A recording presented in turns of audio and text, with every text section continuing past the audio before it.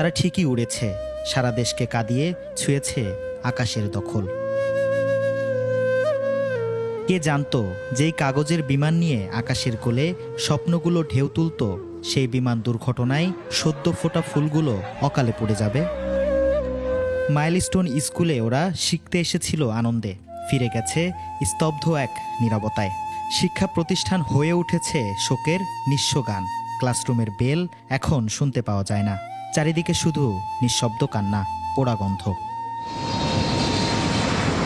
যেই বিমানের শব্দে আর আগে যেমন খুব আনন্দ লাগতো বিমান চললে, তখন এখন আবার ভয় লাগে। একটা ভয়ে থাকি, সবাই আকাশের দিকে তাকায় থাকি যখন আসে, যে আবার এমন কিছু হয় নাকি।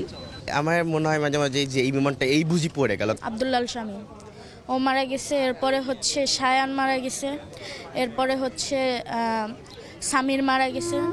সেদিনের সেই ভয়াবহ স্মৃতির কথা বলতে যেয়ে কান্না থামাতে পারেনি এই শিক্ষক, চোখে শুধু আতঙ্কের জল।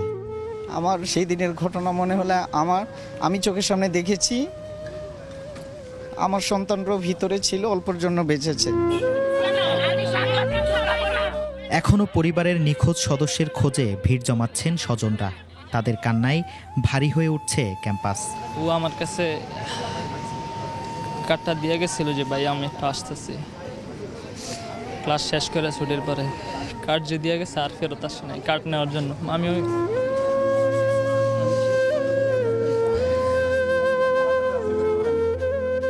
এই শোক কাটিয়ে ফুলগুলো ফিরুক আবার তাদের সাজানো বাগানে, আবারও তাদের স্বপ্নের কাগজের বিমান পাখা মেলে উড়ুক, এমন প্রত্যাশাই আমাদের।